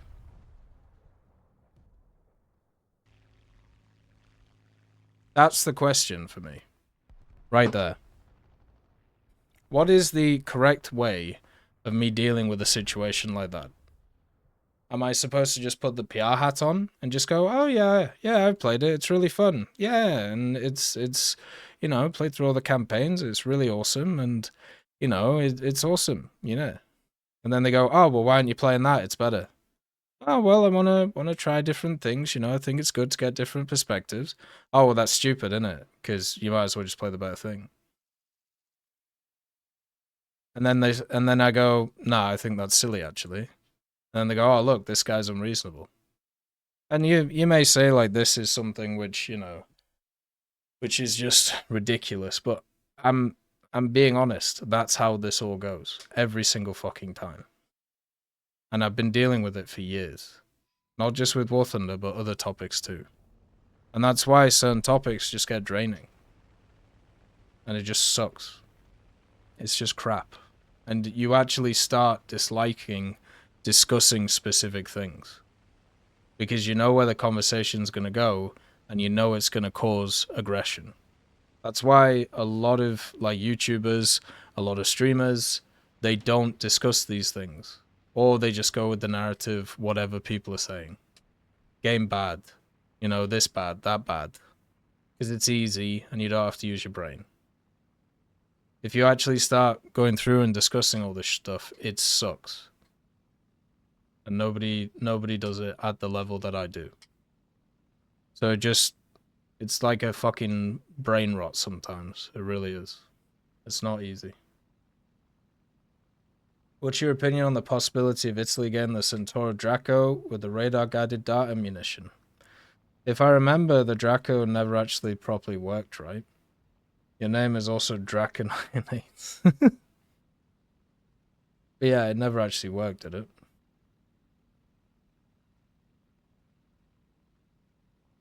No, it's, hey, nonsense, nice to see you. It's not something to get worried about. It's just it's just me basically explaining how these conversations go. And why you have to look from a more kind of that perspective. Like for me, it's usually it's very hard to find something that at least I haven't like discussed with somebody before, right? At least when it comes to War Thunder. And it's just one of those things which, yes, I do eventually get dismissive about because you kind of get tired of conversations. Well, the one thing I've never been very good at is trying to switch off when it comes to, okay, so let's go through this, let's do this, all right, bang, bang, bang, all right, done. There you go, right? Because the moment where I start switching off, I realize that, okay, there might be more to this, so maybe people have more discussion points, yada, yada, yada. And then it just becomes like a larger thing, and then the next thing comes along, and then it's just, you know, a bit of a mess. So I need to get better at the whole switch off thing. I think that would probably be the best. But no, I don't like the idea of segregating certain topics. I think it's just easier for me just to go, no, I'm not interested in that. And then we'll just move on. Because at the end of the day, like I can only say the same thing so many different times. If it doesn't stick in the head, it doesn't stick in the head. Like it's like the Air RBEC thing, right? Like, okay, they tried it before, it didn't work. Okay, well they should try it again because it's a different time. Okay, sure. Go ahead. Do it on weekends. No, they should replace the game mode. What? Or they should add another game mode and yada yada yada. It's just, I really wish there was a way of documenting the amount of times I've talked about these specific things. That'd be pretty fun. But unfortunately there isn't, and the only person who sees that side of things is me, so... Because I don't want to show DMs or anything like that. It's kind of a bit weird. I'm actually really upset with the multipathing change because of the reason of my playstyle. I love flying low, popping up, surprising people expect you to play normal, and they usually get 2 or 3 kills. Yeah, the new playstyle change is going to be very different, or at least it will be eventually.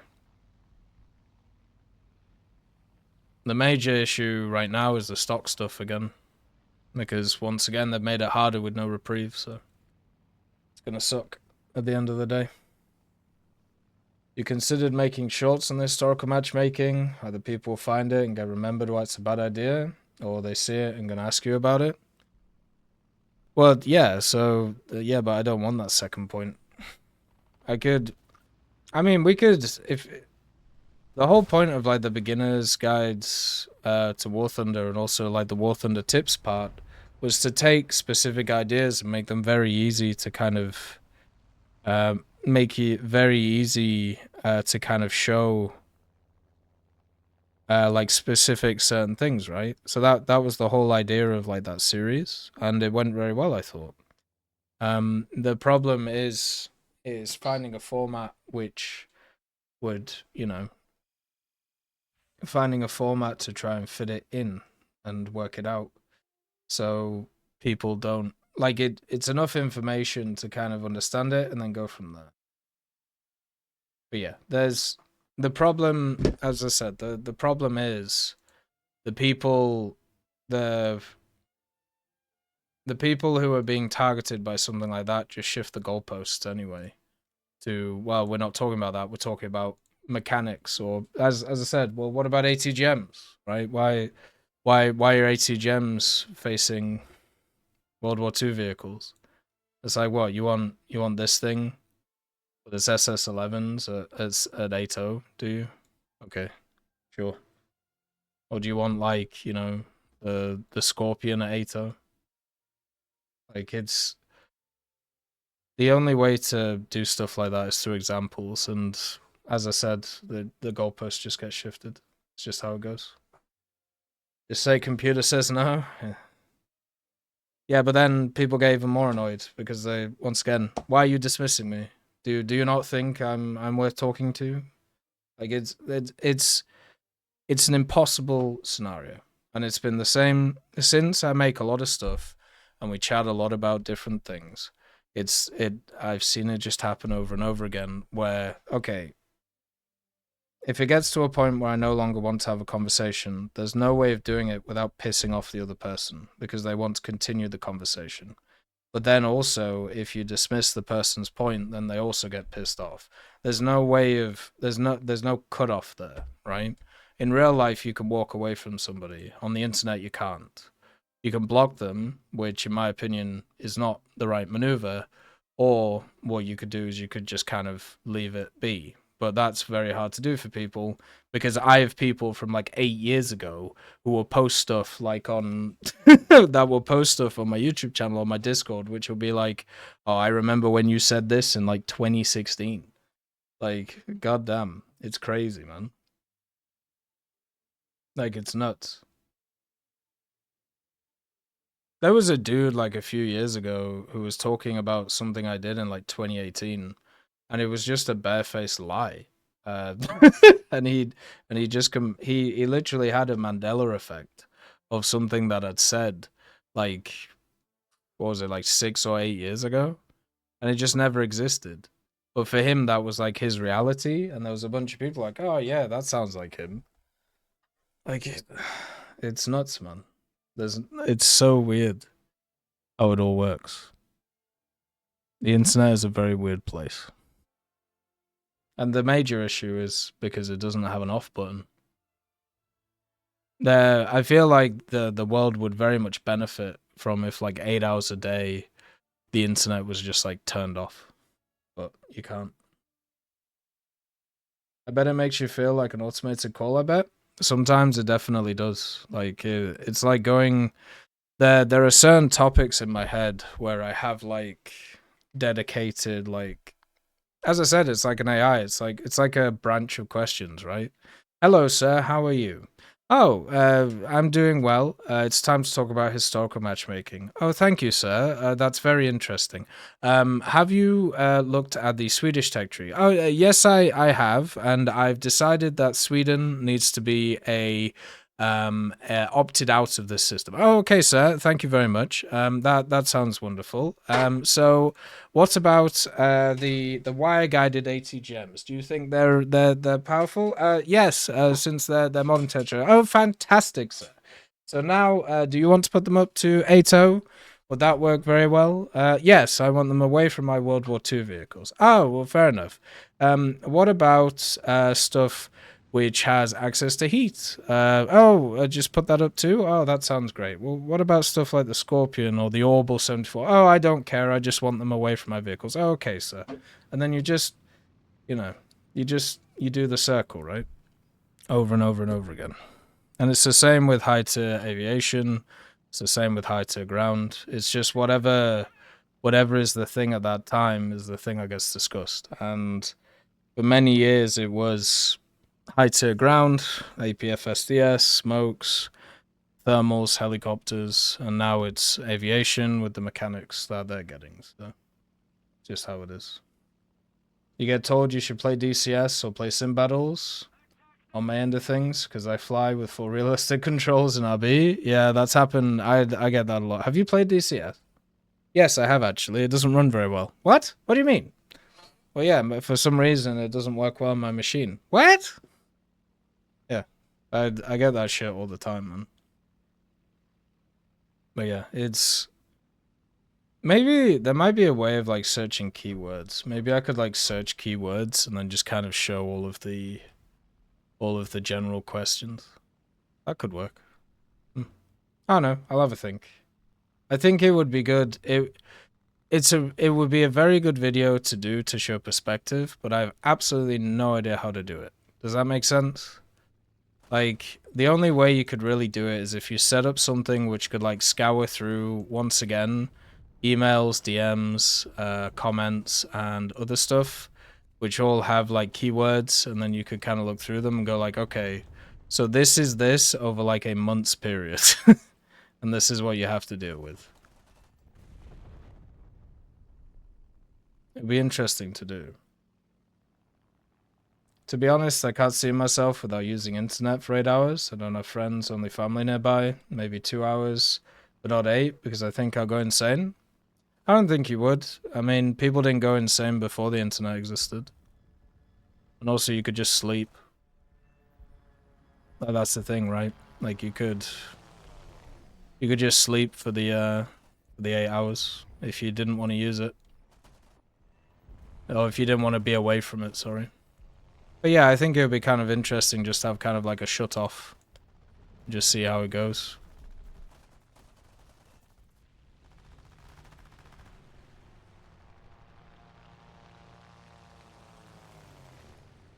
Whoop.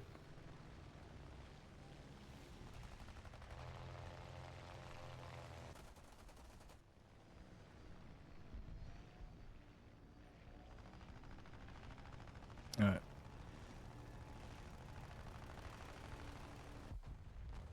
Well, this guy would die, but he's still just going.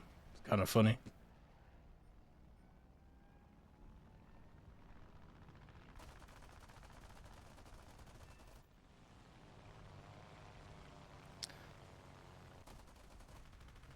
God damn it, he's still alive. That would be a really interesting video, yeah, but I have no idea how to do it, like, that's the thing. I'd have to have a think, sorry, I just had to do that. Hey Red Half, nice to see you. Doing well, man. We're just wrapping up the tech talk. That's all of the questions done. Do any of you on the stream have any questions before we wrap this up? We're going to be continuing probably doing the Benelux stuff today. Since, you know, it's quite nice to do some prop things. Get them done. Just did the Fokker, so not too shabby. There we go. The back is good, Diaboli. Everything's fine with it.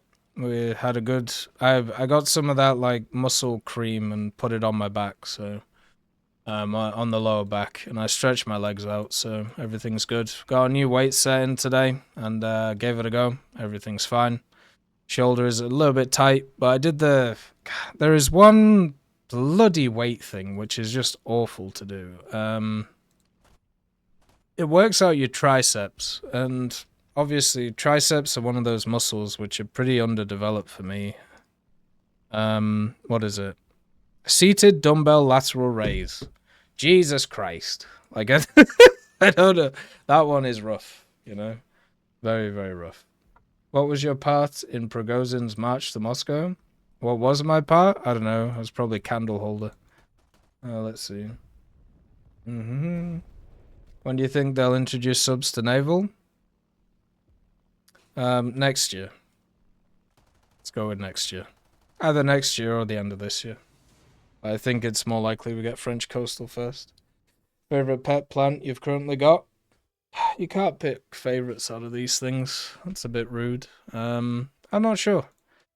I think Manad is still my favorite. He's a fun little one, and perfectly kind of illustrates what I enjoy about little felines just wandering about. Obviously, they all have the different parts, which is always positive. Interesting idea, but already the first hurdle would be, when do the 8 hours start? Is it the same globally, or does it change depending on the time zone? Some people would almost never get to use the internet due to how workdays are usually laid out, while others would even notice it regardless of its time zone or globally. It should be based on GMT, and it should be from 6 a.m. to 2 p.m. Easy. How's my day gone? What, so far? It's been fun. Like, we woke up at 3, got some work done, got everything sorted. You know, obviously with like the YouTube stuff, there isn't really too much to do right now. I'm pretty much like trying to set it up because I'm going to be away for a few days at the start of July. So I'm trying to schedule stuff which is kind of ready to go for then. Because it's not next week, but it's the week after. So yeah, just trying to do that. But no, I feel good. Like, my body feels really nice right now. Like, a bunch of like the extra skin which is around the place after losing all the weight is slowly getting filled up with some muscle. It's gonna take a long time, but yeah, should be good. Should be fine. And had some Greek yogurt this morning, plus also some eggs, bagel. We got some of that Japanese mayo, and I need to learn how to make it because that stuff is pretty pricey, but it's really nice. Going on vacation? Yeah, just for a few days. Just in the middle of the summer. I honestly feel like I deserve it, like, at this point. This year, there's been a lot of burning the candle from about 5 ends.